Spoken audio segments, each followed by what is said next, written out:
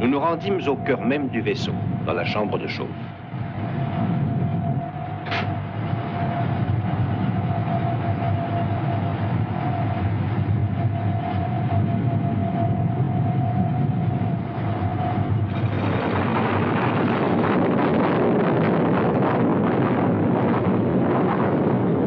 C'est énorme, ça dépasse l'entendement.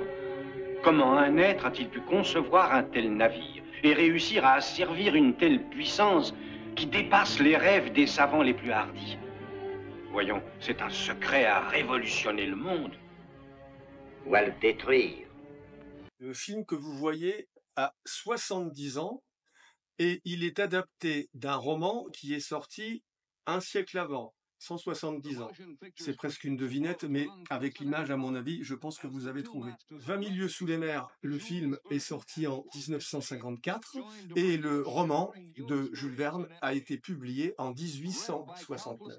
20 000 lieues sous les mers, ça nous ramène à notre enfance. En tout cas, moi, je suis un passionné de Jules Verne. Ça, c'est la suite de 20 000 lieues sous les mers, l'île mystérieuse. Qui n'a jamais vu 20 000 lieues sous les mers? Si vous ne l'avez pas vu, c'est important que je vous fasse cette vidéo. 20 000 lieues sous les mers, ce n'est pas uniquement un film pour enfants. Il y a deux lectures que l'on peut faire dans les œuvres de Jules Verne. Et le capitaine Nemo, qui est le héros de 20 000 lieues sous les mers avec son Nautilus, est un personnage quasiment mythologique. C'est l'homme qui fuit la civilisation et qui a découvert d'ailleurs le moyen de l'anéantir, puisque en 1869, quand Jules Verne écrit 20 000 lieues sous les mers, son Nautilus, son sous-marin, est propulsé par la puissance nucléaire. Mobilis in mobile, c'est la devise du capitaine Nemo, mobile dans l'élément mobile.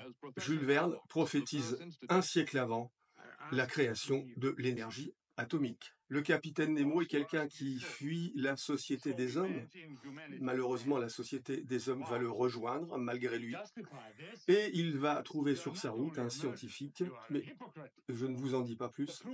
Il faut lire le livre ou voir le film. Revenons à nos moutons. 20 000 lieues sous les mers. C'est Richard Fleischer qui réalise ce film. C'est une production Disney.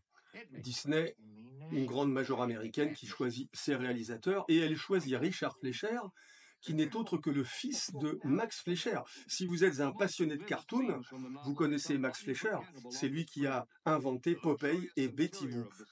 Inutile de vous dire, il a fallu l'autorisation de son père pour que Richard Fleischer puisse tourner pour les productions Disney. Richard Fleischer, c'est un réalisateur qui a toujours été attiré par la science-fiction, l'imaginaire. Il réalisera plus tard d'autres grands films, dont Le Monde Fantastique et le classique de la science-fiction, Soleil Vert.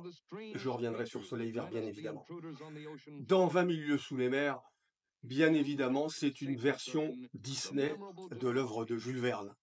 Mais elle y amène beaucoup de poésie, de gentillesse, de bons sentiments, et certains rôles, bien sûr, pour les besoins du scénario et de la production Disney, sont gonflés, comme celui du matelot Ned Land, qui est joué par Kirk Douglas. Kirk Douglas qui s'en donne à cœur joie en créant un matelot chantant, bagarreur, amusant. Il est le héros du film. Le capitaine Nemo, lui, est joué par James Mason. James Mason amène au personnage du capitaine Nemo un côté sombre, une profondeur, une noirceur, un certain désespoir. C'est une très belle composition.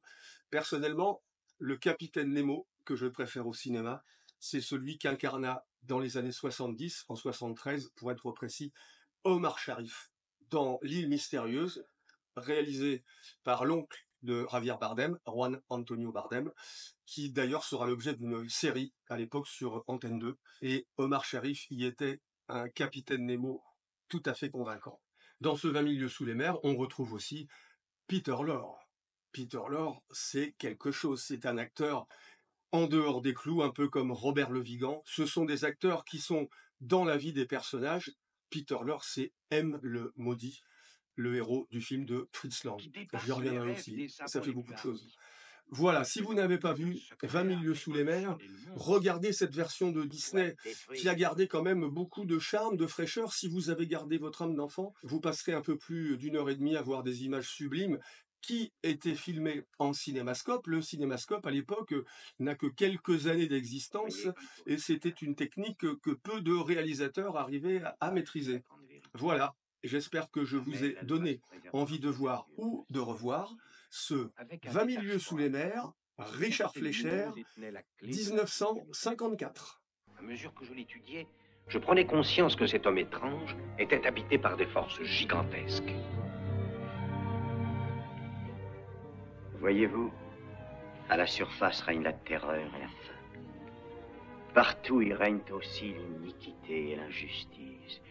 On se bat, on se dévore, on se taille en pièces.